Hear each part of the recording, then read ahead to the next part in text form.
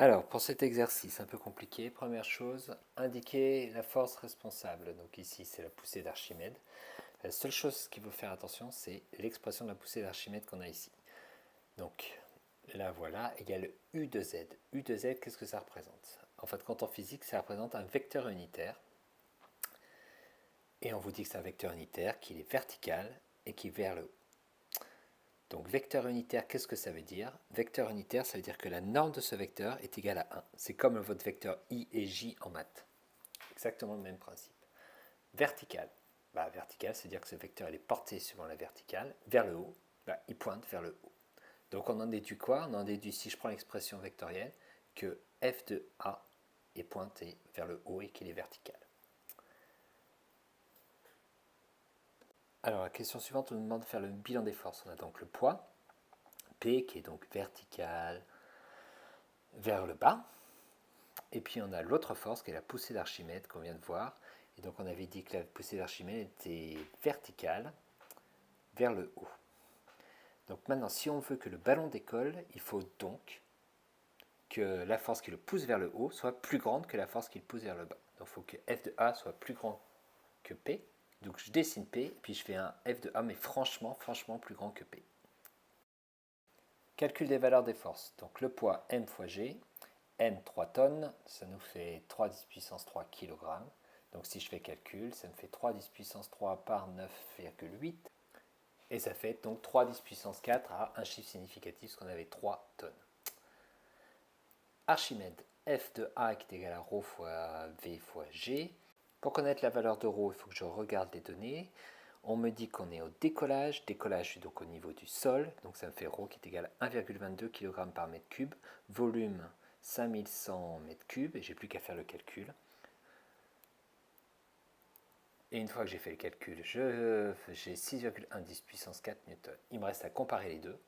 Donc 3 10 puissance 4 à 6,1 puissance 4. Et donc j'ai F de A qui est plus grand que F de P.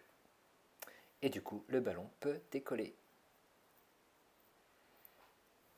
Alors maintenant, on va supposer qu'il y a des frottements et que le mouvement est rectiligne uniforme. Donc somme des forces est égale à 0. On avait vu précédemment que somme des forces est égale à 0, c'est-à-dire rectiligne uniforme. Somme des forces, on a le poids, Archimède et les frottements. Sachant qu'une force de frottement, la direction et le sens est toujours en sens opposé au mouvement, c'est-à-dire opposé au sens du vecteur vitesse. Donc si on fait un rapide petit schéma, on va voir le poids vers le bas, on va voir la poussée d'Archimède vers le haut. Là, il est en train de monter le ballon, donc la vitesse, elle est vers le haut, et du coup, c'est dire que la force de frottement, elle est vers le bas. Donc, je réécris que la somme des forces extérieures est égale à 0. Donc ça, c'est avec les vecteurs. Et à facteur, si je veux les valeurs, il me faut les coordonnées. Donc on va remplacer par les coordonnées. Donc l'axe, il est vertical vers le haut. Donc P, sa coordonnée, c'est moins P. F de A, c'est F de A. Et F, c'est moins F. Il ne me reste plus qu'à résoudre ça pour avoir F. Et puis faire le calcul. Donc 6,1 10 puissance 4 moins 3 10 puissance 4. Il me reste à peu près 3 10 puissance 4 newton pour la force de frottement. Alors on va calculer l'accélération avant 20 secondes. Donc avant 20 secondes, je remarque que la vitesse, elle augmente régulièrement et c'est pratiquement une droite. Donc on va considérer que c'est une droite. Ensuite, je sais que le vecteur accélération, c'est la dérivée du vecteur vitesse. Donc si je prends les coordonnées, la coordonnée de A, c'est la dérivée de la coordonnée de V. Alors comment on calcule cette accélération? L'accélération, c'est le coefficient directeur de la droite. Donc comment on calcule un coefficient directeur? Il me faut deux points qui appartiennent à la droite. Donc on va prendre le point le plus facile, l'origine, qui va appartenir à la droite. Donc c'est coordonnées 0, 0. Et puis on va prendre un deuxième point qui appartient à la droite, celui-ci, qui est à 20 secondes. Et les valeurs, c'est 195 mètres par seconde. Et du coup, pour calculer les coordonnées de A, c'est y de l'un des points, moins y de l'autre point, divisé par x d'un point, moins y de l'autre. Et du coup, ça me fait 9,8. Alors ensuite, pour avoir la norme du vecteur, normalement la norme d'un vecteur, c'est son abscisse au carré, plus son ordonnée au carré, plus son cote au carré, le tout à la racine. Or, ici, si je regarde bien, il n'y a pas d'accélération sur l'axe de x ni de y, il fait que monter.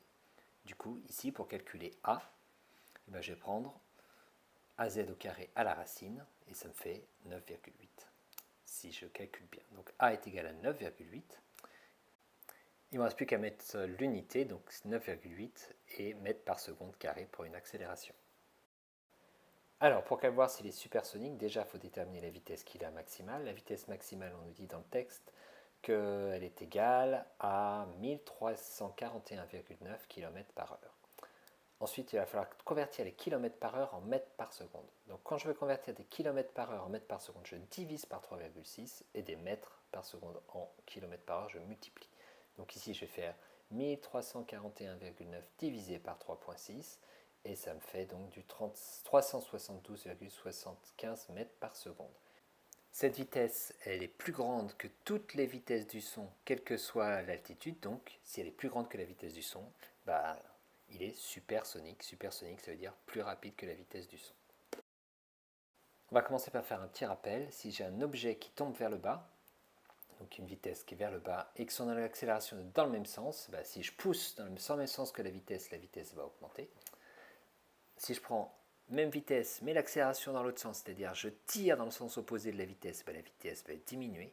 Et puis si j'ai un objet qui descend avec une vitesse vers le bas et que mon accélération est nulle, c'est-à-dire que je fais rien, bah, si on ne fait rien, la vitesse elle reste constante.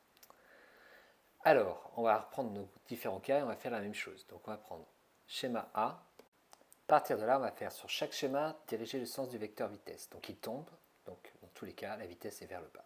On va essayer de trouver maintenant le sens du vecteur accélération pour chaque schéma. Premièrement, je fais somme des forces extérieures. Deuxième loi de Newton, somme des forces extérieures et A sont collinéaires, dans le même sens. Donc je fais ça pour les trois.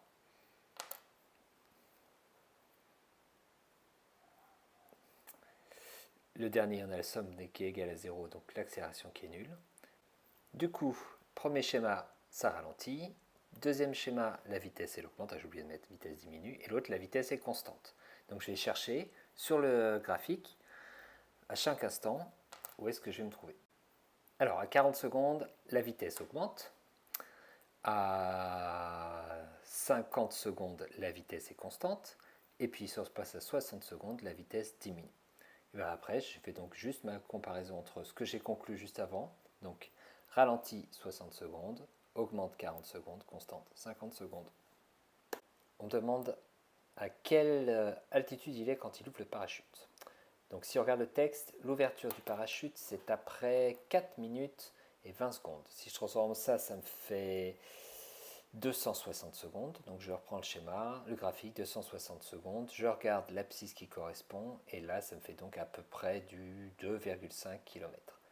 Donc il est à 2,5 km d'altitude quand il ouvre le parachute. Donc ouverture du parachute, 2,5 km d'altitude. Alors ensuite, on nous demande à quelle vitesse il a quand il est en mouvement rectiligne uniforme après. Donc mouvement rectiligne uniforme, c'est donc une vitesse constante. Donc une vitesse, c'est une distance divisée par un temps.